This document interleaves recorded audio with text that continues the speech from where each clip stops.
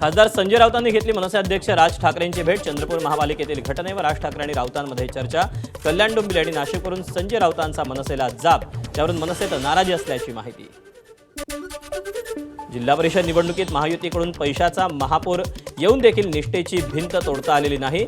निवडणुकीवर उद्धव ठाकरेंची पहिली प्रतिक्रिया। येणारा उद्याचा काळ हा आपलाच, उद्धव ठाकरेंनी व्यक्त केला विश्वास। चंद्रपूरच्या नगरसेवकांना मातोश्रीचं समन्स। 1-2 दिवसात नगरसेवकांना बोलावल्याची राऊतांची माहिती। काँग्रेसचंच एकमत होत नव्हतं, त्यामुळे असं घडल्याचं राऊतांचं मत।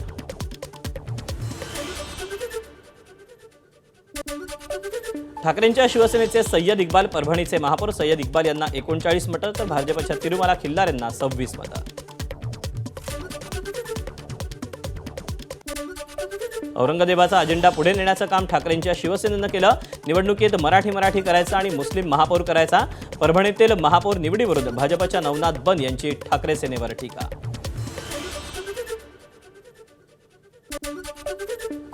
रायगडमध्ये भाजप आणि राष्ट्रवादी काँग्रेसच्या जिल्हा परिषदेतील नवनिर्वाचित सदस्यांची गटनोंदणी। वैकुंठ पाटील यांची भाजपच्या गटनेतेपदी नियुक्ती, तर मधुकर पाटील हे राष्ट्रवादीच्या गटनेतेपदी। नवी मुंबई महानगरपालिकेत गेल्या 6 वर्षांपासून प्रशासकीय राजवट। या काळात झालेल्या कामांची चौकशी करणार। वनमंत्री गणेश नाईक यांच्याकडून अधिकाऱ्यांना इशारा। अधिकाऱ्यांनी विनाकारण कोट्यवधींची कामं काढून महानगरपालिकेचे करोडो रुपये खर्च केल्याचा आरोप। महाराष्ट्राचे माजी राज्यपाल भगतसिंग कोश्यारी यांनी उपमुख्यमंत्री सुनेत्रा पवारांची सांत्वनपर घेतली भेट। अजितदादांच्या प्रतिमेला पुष्पार्पण करत आदरांजली वाहिली। पुणे जिल्हा नियोजन समितीची बैठक। पालकमंत्री सुनेत्रा पवारांची बैठकीला ऑनलाईन उपस्थिती। अजित पवारांच्या निधनानंतर पहिलीच डीपीडीसीची बैठक। बैठकीसाठी पुणे जिल्ह्यातील खासदार आमदारांची उपस्थिती।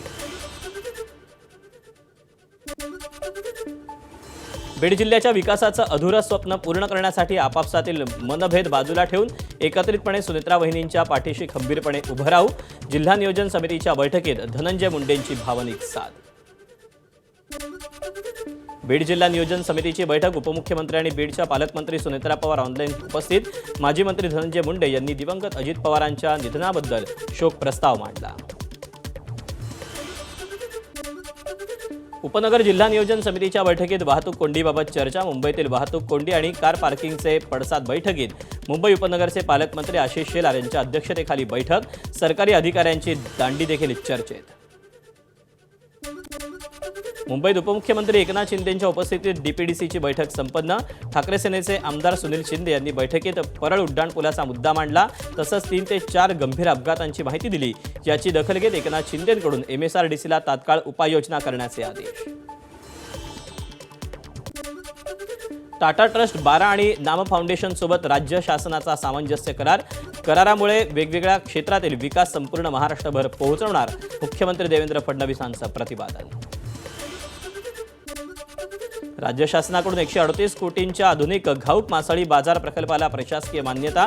अंधेरीतील मरोळमध्ये आंतरराष्ट्रीय दर्जाची होणार उभारणी। मासेमारी बंद कालावधीत उपजीविका आणि पोषण सहाय्य देण्याचा निर्णय। पारंपरिक आणि आर्थिकदृष्ट्या दुर्बल घटकातील जवळपास 2816 लाभार्थ्यांचा यामध्ये समावेश। शासकीय योजनेत कव्हर होत नसलेले आजार समावेश करून घेण्यासाठी सरकार सकारात्मक। कव्हर होत नसलेले सर्व आजार कसे कव्हर करता येतील यासाठी उपाययोजना करा, उपमुख्यमंत्री एकनाथ शिंदेंची सूचना। मुंबईच्या कांदिवली पूर्वतील सिंग इस्टेटमध्ये 120 बाधित झोपडपट्टीवासियांना सदनिकांचं वाटप। शिवसेना आमदार प्रकाश सुर्वे यांच्या हस्ते सदनिकांचं वाटप। अहिल्यानगरच्या सौंदाळा ग्रामपंचायतीचा जातमुक्त गावाचा ठराव। गावात जातींवरून भेद केला जाणार नाही, आंतरजातीय विवाह थाटात लावले जातील, ठराव एकमुखानं संमत। अहिल्यानगरच्या नेवासा तालुक्यातील सौंदाळा ग्रामपंचायतीचा जातमुक्त गावासोबतच शिवीवर बंदीचा ठराव। गावात आई आणि बहिणीवरून शिवीगाळ केल्यास 500 रुपये दंड।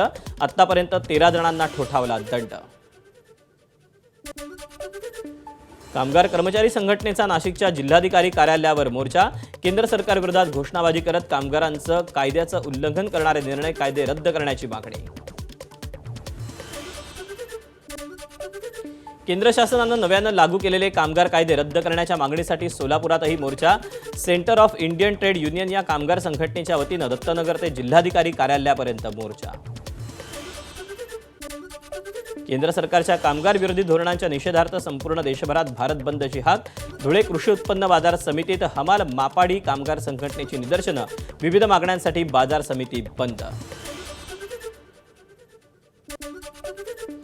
राज्य सरकारकडून वेतनवाढीच्या रकमेचा हप्ता न दिल्यानं एसटी कर्मचारी संघटना पुन्हा आक्रमक. मुंबई सेंट्रल परिसरातील एसटी डेपोमध्ये कर्मचारी संघटनेचं धरणं आंदोलन. जवळपास 200 कोटी रुपयांची रक्कम थकीत झाल्यानं महामंडळावर आर्थिक बोजा पडणार असल्याचा आरोप.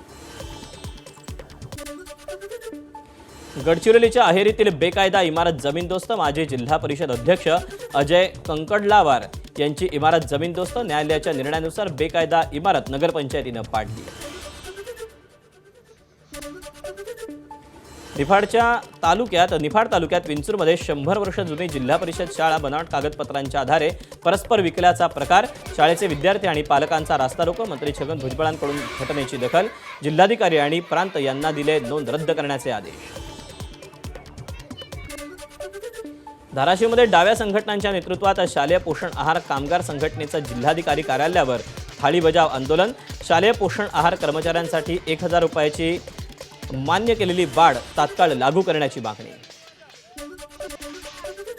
चंद्रपुरात मनसेचा आक्रोश मोर्चा. मुख्य रस्त्यांवर असलेली दारू दुकान आणि बार स्थलांतरित करण्याची मागणी. दुकानांमुळे स्थानिक लोक, लहान मुलं, महिलांना मोठा मनस्ताप होत असल्याचा मनसेचा आरोप. नाशिकमध्ये खासगी क्लासमध्ये विद्यार्थ्यांना मराठी न बोलता हिंदीत बोलण्याचा आग्रह. मनसैनिकांचा क्लासमधील कर्मचाऱ्यांना चोप. शरणपूर रोडमधील फिजिक्सवाला क्लासेसमध्ये प्रकार.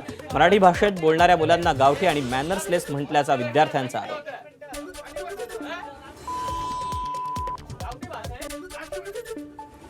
नाशिकमध्ये खासगी क्लासमधील कर्मचाऱ्यांना मारहाण करणं. मनसे पदाधिकाऱ्यांना भोवलं. मनसेच्या 5 पदाधिकाऱ्यांनी कार्यकर्त्यांवर सरकारवाडा पोलीस ठाण्यात गुन्हा दाखल. क्लासच्या मॅनेजरनं दिलेल्या तक्रारीनुसार गुन्हा दाखल. जिल्हा परिषद शाळेतील 19 मुलांना व्हिटॅमिनच्या गोळ्या खाल्ल्यानंतर त्रास. चंद्रपूरच्या बल्लारपूर तालुक्यातल्या भामडेळी गावातली घटना. अस्वस्थ वाटत असल्यानं विद्यार्थी रुग्णालयात दाखल.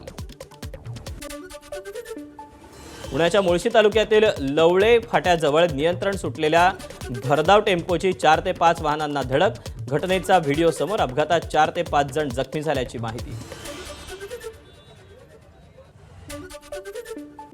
मुंबई विमानतळावर प्राचीन नाण्यांची तस्करी. लंडनहून आलेल्या प्रवाशांकडून प्राचीन सोन्या चांदीच्या नाणी जप्त. ऐतिहासिकदृष्ट्या महत्त्व असलेली ही नाणी परवानगीशिवाय आणल्यानं कारवाई. नाशिकच्या सातपूर परिसरात दानपेटी फोडण्याचा प्रयत्न. अशोकनगर परिसरातील सिद्ध हनुमान मंदिरातील घटना सीसीटीव्हीत चित्रित. पोलिसांकडून चोरट्यांचा शोध सुरू. नांदेडच्या किनवट तालुक्यात दयाळ धानोरा परिसरात अस्वलाचा शेतकऱ्यांवर जीवघेणा हल्ला. एका शेतकऱ्याचा मृत्यू, 8 जण जखमी. हल्लेखोर अस्वलाला जेरबंद करण्यात वनविभागाला यश. सिंधुदुर्गच्या दोडामार्गमधील तिलारी खोऱ्यात पुन्हा एकदा बाहुबली टस्कर हत्तीची एंट्री. चंदगड तालुक्यात वावरत असलेला बाहुबली तिलारी खोऱ्यात दाखल.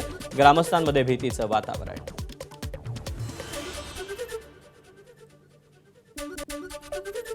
रत्नागिरीच्या संगमेश्वर तालुक्यात एका गावातली थरारक घटना. कोरड्या विहिरीत पडलेल्या 5 रानगव्यांना वनविभागानं सुखरूपपणे बाहेर काढलं.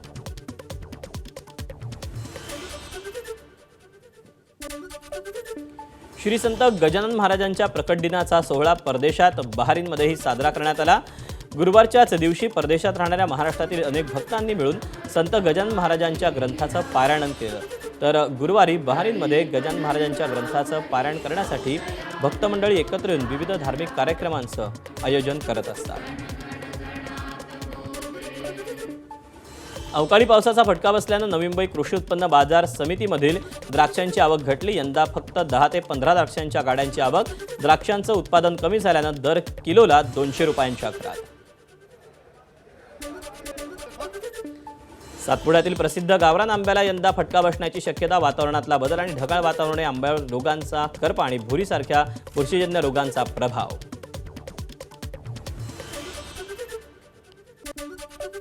नंदुरबारमध्ये शासनाच्या सीसीआय केंद्र 15 फेब्रुवारीला बंद होणार असल्यानं शेतकऱ्यांना कमी दरात कापूस विक्री करण्याची वेळ. अपेक्षित दर नसल्यानं शेतकऱ्यांनी कापूस घरातच ठेवला साठवून.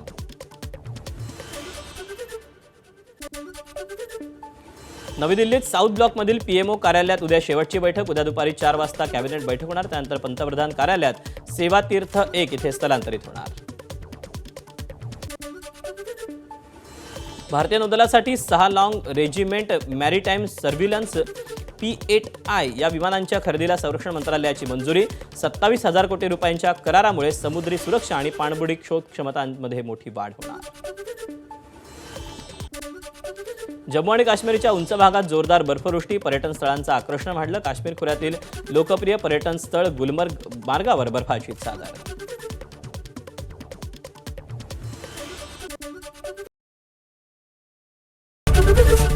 एबीपी माझा, उघडा डोळे बघा नीट.